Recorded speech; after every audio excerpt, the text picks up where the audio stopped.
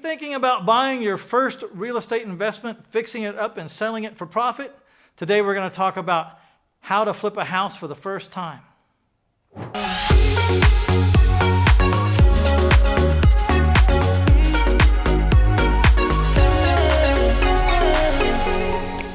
So if you're contemplating flipping your first house, you need to think about a few things. Number one, we need to contemplate what level are you at in this industry. It doesn't mean that you've ever done anything in this industry, but you could have skills that relate to it. Where are you at? Were you raised in the construction business, or were you raised doing something completely different? What's the chances that you can get through this without some professional help? Number two is we want to look at your options. Now, there's a whole bunch of choices that we could contemplate. If this is our first house, there's more than one way to approach it. And then last but not least, let me show you the number one way I suggest that you go about it if you're going to flip your first house. So what level are you at compared to the size of this job of flipping a house? Well, the first question is, how much rehab does it really need? And if it needs a lot, then you may have to have more absorbent amount of skills, or you may not. The thing is, were you a pencil pusher and a job management person, or were you a carpenter and a real hands-on, a guy that could fix anything? Do you have a lot of common sense, or do you need to have graphs and charts and be exact? Some of these things can work against us. If you really want things to be perfect, you're going to have a hard time in this business, because hardly anything goes perfect in this business. So figure out where you're at and decide, do I really need some help with this, or am I going to go about it on my own? I think most of the people out there would be better off if they got some help and teamed up with someone, but we're going to talk about some options. So you've assessed your skill level and whether you think you're up for this job. Now you have to make some decisions. You can choose to just jump in and wing it. That's how I did it. You can choose to spend some more time getting educated.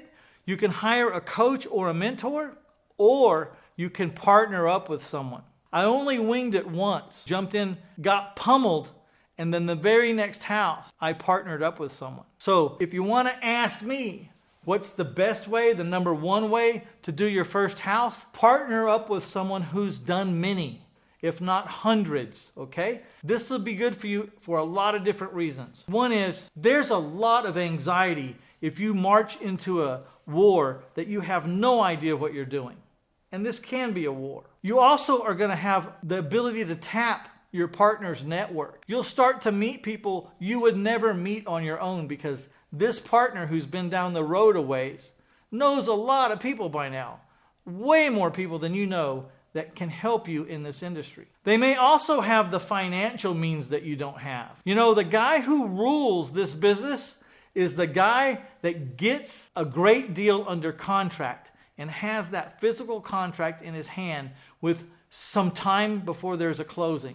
You don't have to have any money to control a property with about 7 pieces of paper called the contract. And the guy who can get the best contract signed, the one that's the most stellar deal on the planet, that's the guy that runs this whole industry. Because you don't need money to get that. Everyone's looking for the good deal. And the reason why I'm bringing this up is partners don't care if you have money. They want to know what your deal looks like. And if your deal's good, they'll bring their expertise and their money just so they can share in the upside of that fantastic deal that you just contracted. So that's what I would try to do. I would try to partner up with someone who was a veteran. And I would say, hey, I got this house. I got it under contract. No doubt it's a good deal. Do you agree it's a good deal? And they go, yes, that's a fantastic deal. Say, great. Let's partner on it. I'll bring the deal, you bring the money and the expertise, and show me how to survive a house flip. Not only survive it, but survive it and make good money. I do want to digress for 1 second, and let's just talk about winging it. I did it that way. I got lucky. I was able to make some money before I lost some money. Then I make some money before I lost some money, and I never really went under. But I almost went under, and that's the problem with winging it. If you wing it, you might go out on your first house and suffer such a loss or such a beating that you'll get out of this industry for good. I almost got out of this industry. I had to hire a coach to try to help me get out because I had 25 rent houses that were killing me because I didn't know what I was doing. This guy taught me how to seller finance my houses. And I was just trying to seller finance them so I could get away and get out. I started making so much money seller financing houses that I stayed in this business for over 24 years. So the reason why I'm still here is ultimately because I stopped winging it and I got a coach who showed me how to do things right. That's the fear that I have if you're going to go out there and wing it. You might go out there on your first deal and get beat up so bad or have such a bad experience that you quit, or that your wife or your spouse puts so much pressure on you because you took a beating on that last one that there's no way they're going to condone you doing another one. And now you're out of this business because you failed one time. So get educated, get a coach if you can. And if the number one thing you can do is partner up with someone who knows what they're doing. So it goes in that order. Either you get super educated and get a coach, or get super educated and get a partner that knows what they're doing and just follow in his footsteps. So you have some questions or some comments about this episode, go ahead and put your questions or comments right down here below. I'll do my very best to answer them.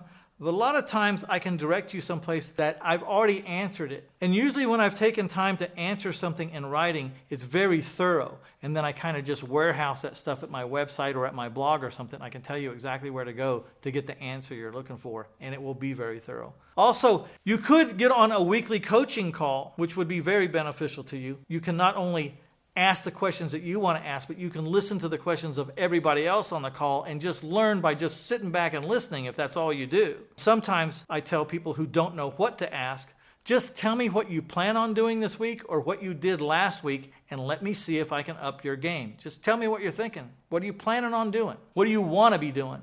And let me see if I can get you there. So go to the 1000houses.com website, and then that'll take you to the homepage, right? And you just scroll up and down and find recorded Q&A call and click on it. It's about an hour and a half call. And believe me, you're going to learn a lot. When you become a member and actually get on that call as a paid member, it comes with 500 hours of archived recorded Q&A calls. So you can listen to me and Mike Powell until you're sick to death of us, because there's more than you'll ever hear. But you can learn a ton by listening to people around the nation talk about what they've done and what they haven't done and how it affected them. And so before we wrap it up, I have this other idea. So why don't you get your partner or your spouse or whoever's engaged with this decision-making process, and why don't you listen to the call together? Because I think that'll give you some real data to analyze and weigh, and I think you can have a good conversation about whether that recording group coaching call is for you. All right, we'll see you at the next episode. Bye now.